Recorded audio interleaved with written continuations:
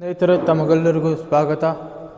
ಸ್ನೇಹಿತರೆ, ನಾನು ಇವತ್ತಿನ ಈ ವಿಡಿಯೋದಲ್ಲಿ ಭಾರತ ದೇಶಕ್ಕೆ ತುಂಬಲಾರದ ನಷ್ಟವನ್ನು ತಂದುಕೊಡುವ ಒಂದು ಘಟನೆ, ಮತ್ತೊಮ್ಮೆ ದೇಶದ ಇತಿಹಾಸ ಪುಟಗಳು ತೆಗೆದಂತೆ ಹೋದಂತೆ ಅತಿ ಹೆಚ್ಚು ಸಾವಿಗೀಡಾಗಿರುವ ಘಟನೆ, ಅದು ಇವತ್ತು ಮಧ್ಯಾಹ್ನ ನಡೆದಂತಹ ಘಟನೆಯ ಬಗ್ಗೆ ನಾನು ನಿಮ್ಮೊಂದಿಗೆ ವಿವರಿಸಲು ಮುಂದಾಗಿದ್ದೇನೆ. ಸ್ನೇಹಿತರೆ, ಇವತ್ತು ನಡೆದಂತಹ ಘಟನೆಯು ಸುಮಾರು 242 ಭಾರತೀಯರು ಮತ್ತು ವಿದೇಶಿಗರನ್ನು ಕಳೆದುಕೊಳ್ಳಬೇಕಾದ ಅನಿವಾರ್ಯತೆ ಬಂದಿದೆ. ಸ್ನೇಹಿತರೆ, ಇವತ್ತು ಗುಜರಾತಿನ ಅಹಮದಾಬಾದಿನಿಂದ ಹೊರಟಂತಹ ವಿಮಾನ ಕೇವಲ 5 ನಿಮಿಷಗಳಿಗೆ ಅಪಘಾತಕ್ಕೀಡಾಗಿದೆ. ಸ್ನೇಹಿತರೆ, ಗುಜರಾತಿನ ಅಹಮದಾಬಾದಿನಿಂದ ಲಂಡನ್ಗೆ ತೆರಳುತ್ತಿದ್ದ ವಿಮಾನದಲ್ಲಿ ಸುಮಾರು 242 ಜನ, ಅದರಲ್ಲಿ ದೇಶಿ ಮತ್ತು ವಿದೇಶಿಗರು ಇದ್ದರು. ಇದರಲ್ಲಿ 169 ಜನ ಭಾರತೀಯ ಪ್ರಯಾಣಿಕರಿದ್ದರು. ಇದರಲ್ಲಿ 7 ಜನ ಪೋರ್ಚುಗೀಸ್ ದೇಶದವರಿದ್ದರು. ಇದರಲ್ಲಿ ಒಬ್ಬ ಕನ್ನಡದ ವ್ಯಕ್ತಿ ಇದ್ದರು. 11 ಜನ ಮಕ್ಕಳಿದ್ದರು.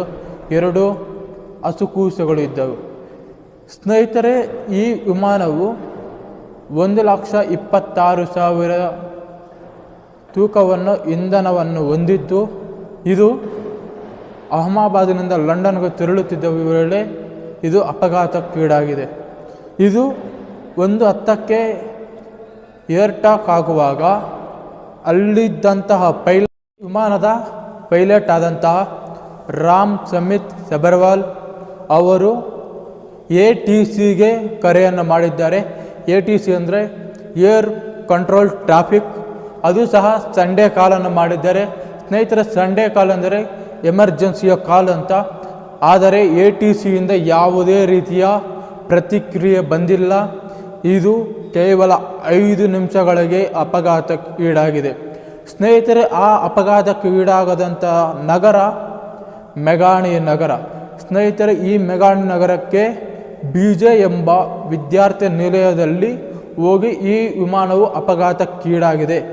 ಇದುವರೆಗೂ ಬಂದಂತಹ ಮಾಹಿತಿ ಪ್ರಕಾರ ಈ ಮಧ್ಯಾಹ್ನಕ್ಕಾಗಿ ಊಟಕ್ಕೆ ಬಂದಂತಹ ವಿದ್ಯಾರ್ಥಿಗಳು ಈ ಅಪಘಾತದಲ್ಲಿ ಸುಮಾರು 20 ಜನ ಸಾವಿಗೀಡಾದರೆ ಒಂದಿಷ್ಟು ಜನಗೆ ಗಾಯಗಳಾಗಿವೆ.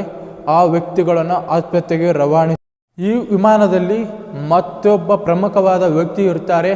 ಗುಜರಾತಿನ ಮಾಜಿ ಮುಖ್ಯಮಂತ್ರಿಯಾದ ವಿಜಯ್ ರೂಪಾಣಿಯವರು ಇರ್ತಾರೆ.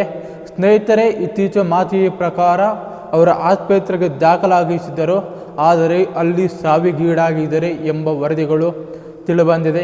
ಸ್ನೇಹಿತರೆ, ಒಟ್ಟಾರೆ ಇಡೀ ವಿಮಾನದಲ್ಲಿದ್ದಂತಹ 242 ಜನ ದೇಶಿ ಮತ್ತು ವಿದೇಶಿಯರು ಮತ್ತು ಪೈಲಟ್ ಎಲ್ಲರೂ ಸಹ ಸಾವಿಗೀಡಾಗಿದ್ದಾರೆ. ಇದು ಬಹಳ ದುಃಖದ ಸಂಗತಿ. ಮತ್ತೊಮ್ಮೆ ಈ ಅಪಘಾತಗಳು ಸಹ ಎಲ್ಲಿ ನಡೆಯಬಾರದೆಂದು ನಾವು ಆ ದೇವರನ್ನು ಪ್ರಾರ್ಥಿಸೋಣ. ಮತ್ತು ಆ ಸತ್ತಂಥ ಆತ್ಮಗಳಿಗೆ ಶಾಂತಿ ಸಿಗಲಿ ಅಂತ ನಾನು ಈ ವಿಡಿಯೋವನ್ನು ಮುಗಿಸ್ತಿದ್ದೀನಿ. ಜೈ ಹಿಂದ್, ಜೈ ಕರ್ನಾಟಕ ಮಾತೆ.